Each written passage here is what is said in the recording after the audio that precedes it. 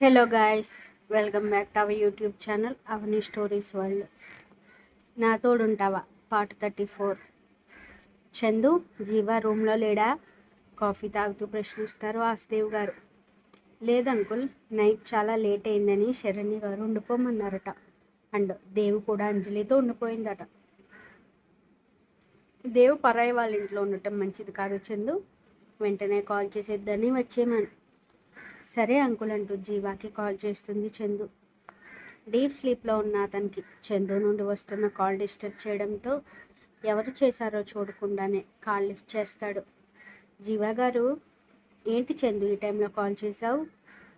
మిమ్మల్ని అంకుల్ ఇంటికి రమ్మంటున్నారు అని వాసుదేవ్ గారు మాటలు చెప్పడంతో ఓకే వస్తున్నా అంటూ మండుతున్న కళ్ళని బలవంతంగా తెరుస్తాడు. షర్ట్ వేసుకుని ఫోన్ అండ్ కార్ కీస్ తీసుకుని రూమ్ నుండి బయటకు రావడంతో దేవ్ అని పిలుస్తాడు కింద నుండి. ఆమె నుండి ఎంతసేపు అయినా రెస్పాన్స్ రాకపోక కాల్ చేస్తుంటే హాల్లో మూల పడిపోయి కనిపిస్తుంది ఆమె ఫోన్. దీని ఫోన్ ఎక్కడ ఉండేంటి అనుకుని అనుమానపడుతూ పైకి వెళ్తాడు ఒక్కో రూమ్ డోర్ ఓపెన్ చేస్తూ.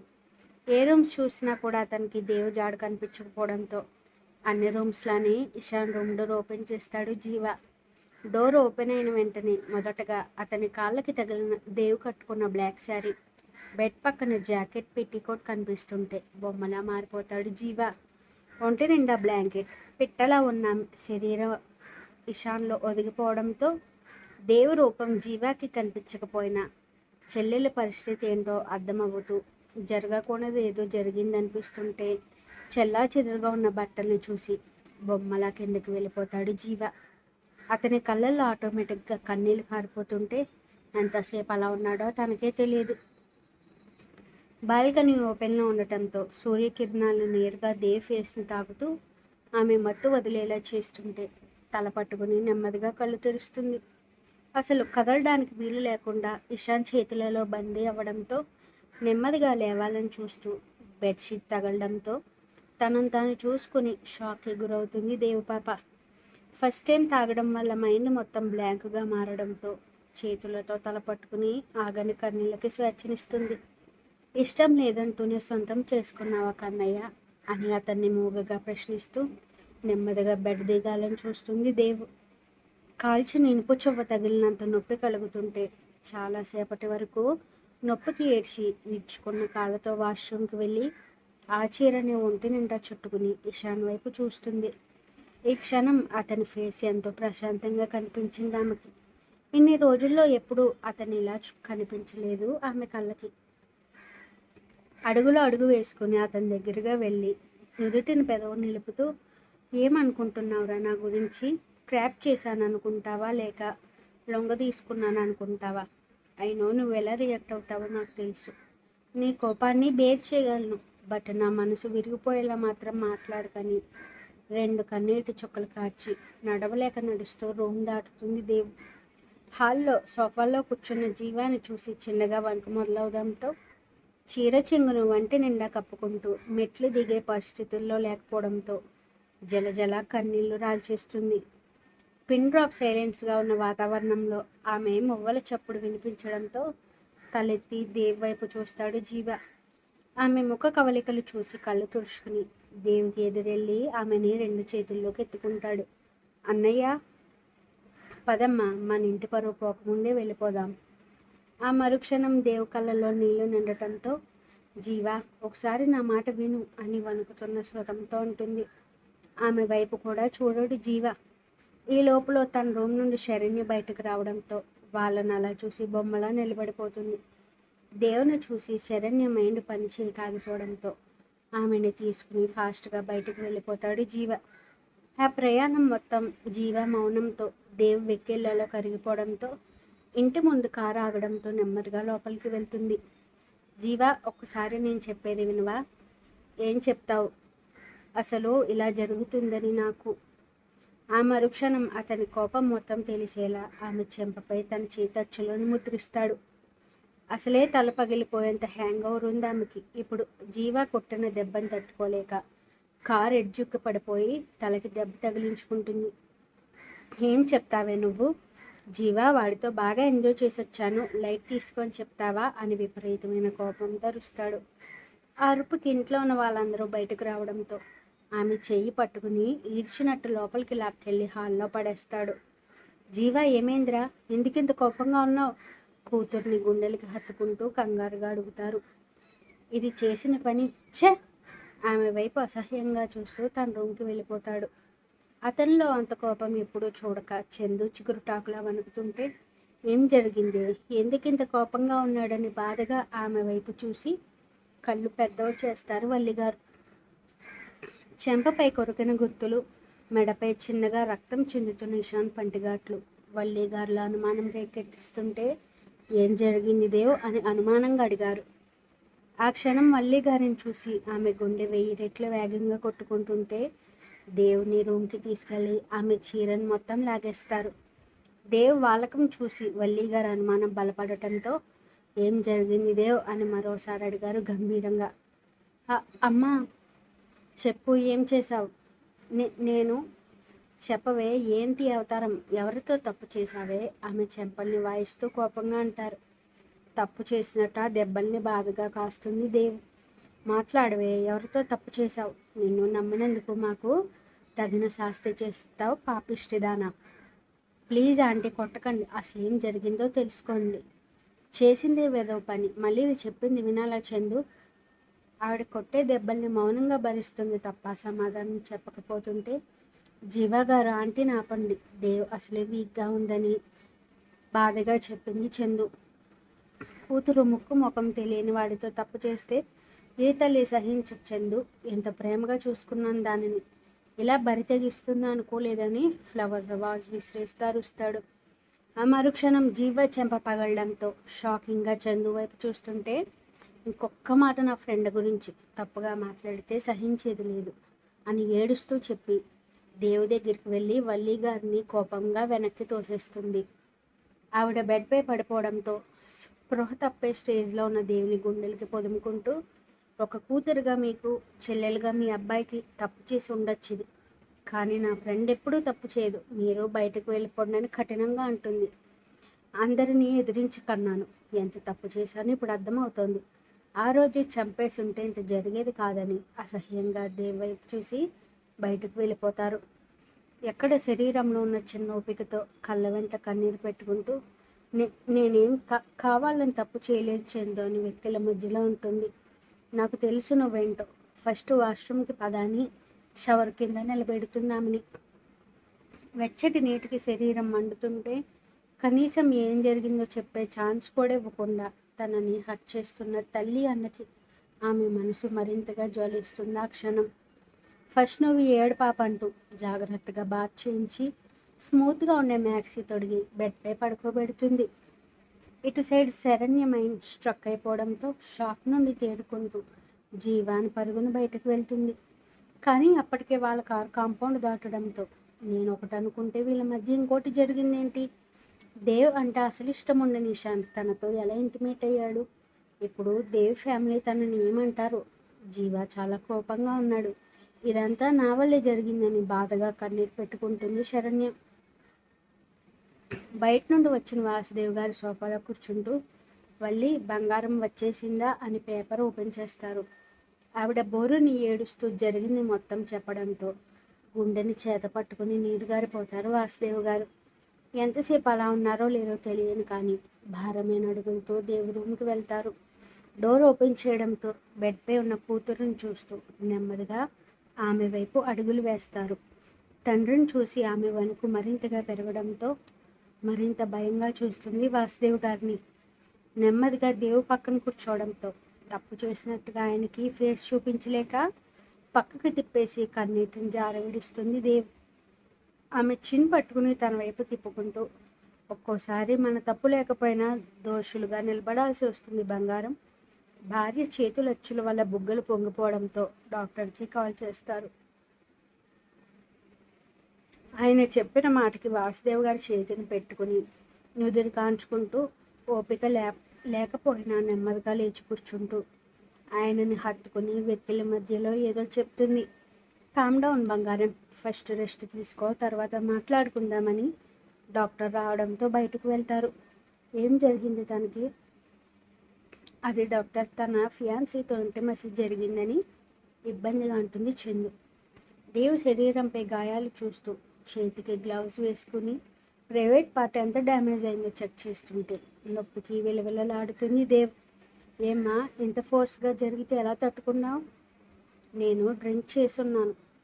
నీ బాడీ నార్మల్ స్టేజ్కి రావాలంటే మినిమం 10 days పడుతుందంటూ బాడీ పెయిన్స్కి ఇంజెక్షన్స్, టాబ్లెట్స్ అండ్ ఆయింట్మెంట్ రాసి డాక్టర్ వెళ్ళిపోవడంతో నిద్రపోకు దేవ్, తినడానికి ఏమైనా తీసుకొస్తానని ప్రిస్క్రిప్షన్ వాసుదేవ్ గారికి ఇచ్చి వంటిట్లోకి వెళ్తుంది చందు. ఆమె కోసం జాగ్రత్తగా వేడివేడి సూప్ తీసుకొచ్చి తాగించాక టాబ్లెట్స్ వేసి ఏం ఆలోచించకుండా ప్రశాంతంగా పడుకో అంటూ ఆమె నుదుటిపై ముద్దు పెట్టి దేవుడు నిద్రలోకి జారుకునేంత వరకు పక్కన కూర్చుని బయటకు వస్తుంది చందు. బంగారం నిద్రపోతుందా చందు? అంకుల్, జీవా గంభీరంగా పిలుస్తారు ఆయన. చెప్పండి డాడ్. ఆ మరుక్షణం దేవుని ఎలాగైతే కొట్టారో అలాంటి దెబ్బనే రుచి చూపిస్తారు వాసుదేవ్ గారు. డాడ్ సర్రుమన్న చెంపకి చేతిని పెట్టుకుని కోపంగా అరుస్తాడు. ఎద్దులో ఎదిగిన నువ్వే తట్టుకోలేకపోయావు, మరి సుకుమారంగా ఉన్నా అదేలా తట్టుకుంటుంది అనుకున్నావురా? ఇదేనా నీ సంస్కారం జీవా? వెదవ పని చేసింది అదైతే వీడిని తిడతారేంటి మీరు? షటప్.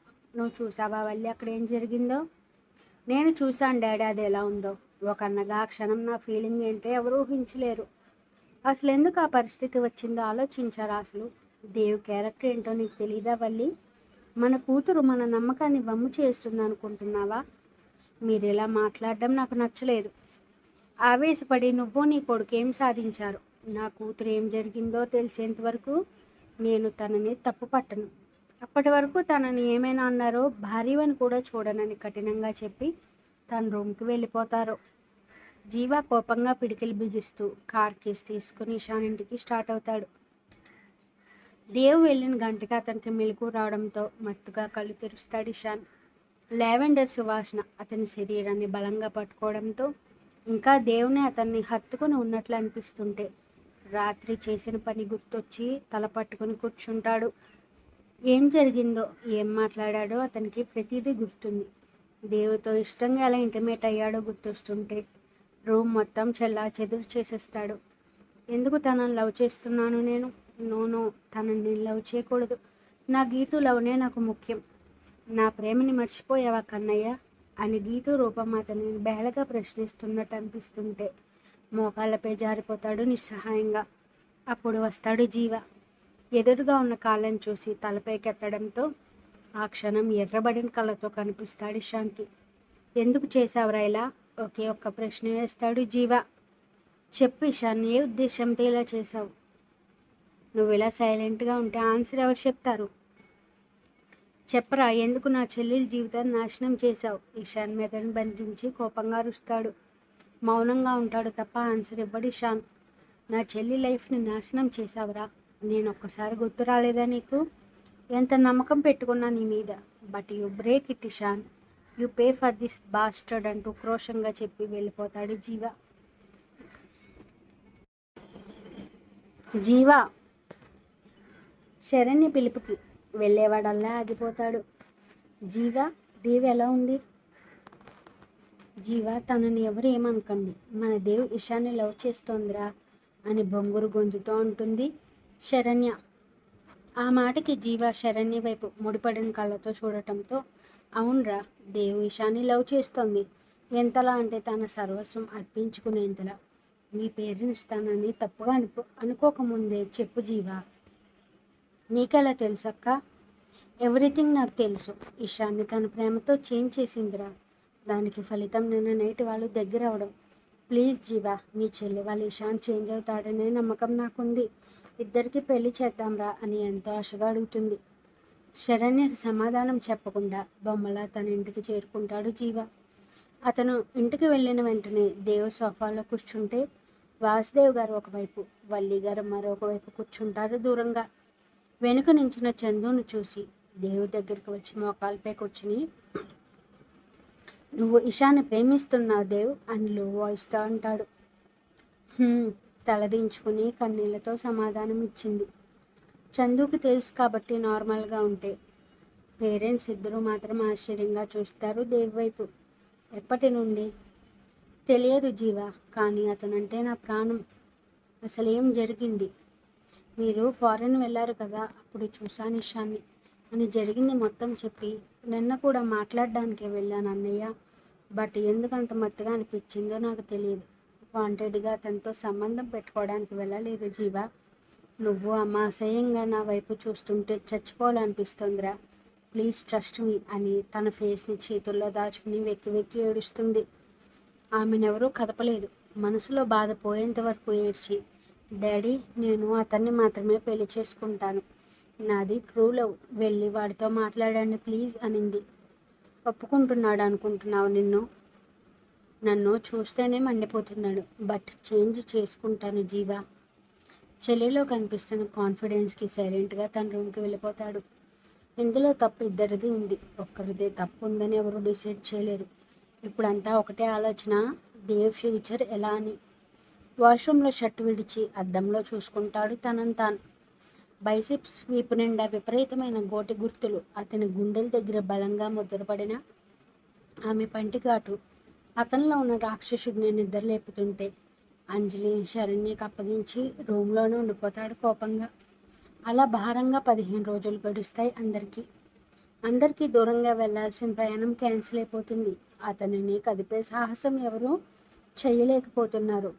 అటు వాసుదేవ్ గారు కూతురు పరిస్థితిని అర్థం చేసుకుని తోడుగా నిలబడితే, తల్లిగా కూతురు జీవితం ఎట్టుపోతుందో తెలియక ముభావంగా ఉంటుంటారు వల్లిగారు. ఎప్పుడు తింటుందో తెలీదు, అసలు తింటుందో లేదో కూడా తెలియదు. చిన్నప్పటి నుండి జీవాకి తెలిసిన దేవ్ ఇది కాదు. చలాకీగా అందరినీ నవ్వుతూ ఉండే చెల్లెలి స్వభావం పూర్తిగా మారిపోవడంతో ఫుడ్ ప్లేట్ పట్టుకుని దేవ్ రూమ్కి వెళ్తాడు జీవ. బెడ్పై పడుకొని ఇషాన్ పిక్ని చూస్తుంటే ఆటోమేటిక్గా కంటి చివరి నుండి కన్నీళ్లు జారిపోతుంటాయి ఆమెకి. ఇలానే ఏడుస్తావా? కంగారుగా ఫోన్ ఆఫ్ చేసి కన్నీళ్లు తుడుచుకుంటూ బెడ్పై కూర్చోవడంతో ఫుడ్ కలిపి ప్రేమగా మన నోటి దగ్గర పెడతాడు. ఉక్రోషంగా జీవాన్ని కొడుతూ, ఇప్పటికి పోయిందా కోపం?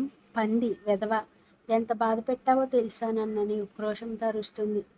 అన్నీ షేర్ చేసుకుంటావు, బట్ వాడిని లవ్ చేస్తున్నాను చెప్పవా?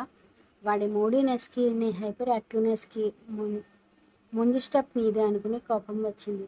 బట్ వాడి మౌనంలో అర్థమైంది నాకు మిస్టేక్ ఎవరిదో. ఏం చేద్దాం అనుకుంటున్నావు? ఐ లవ్ హిమ్ రా, పెళ్లి చేసుకుంటే ఎలాగైనా మార్చుకుంటాను. వాడు మారాలని కోరుకున్న ఫస్ట్ పర్సన్ నేనే దేవ్, బట్ ఆ పర్సన్ నువ్వని నేను అనుకోలేదంటూ ఇషాన్కి కాల్ చేస్తాడు జీవ. వెంటనే లిఫ్ట్ చేస్తాడు ఇషాన్ నా చెల్లి మాట్లాడుతుందంట నీతో. తినిపించడం పూర్తవడంతో బయటకు వెళ్ళిపోతాడు.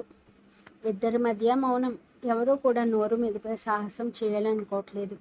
లాస్ట్గా ఇషాన్ని డీప్ బ్రీత్ తీసుకుని వదిలి, దేవకి రేపు నా ఆఫీస్కి రా, నీతో మాట్లాడాలి అంటూ వెంటనే కాల్ కట్ చేస్తాడు. Continuous. Thank you for watching. Like, comment, share, subscribe చేసుకోవడం మర్చిపోకండి. అలానే హై పాయింట్స్ ఇచ్చి మరింత రీచ్ వచ్చేలా చూడండి. Stay tuned for more videos.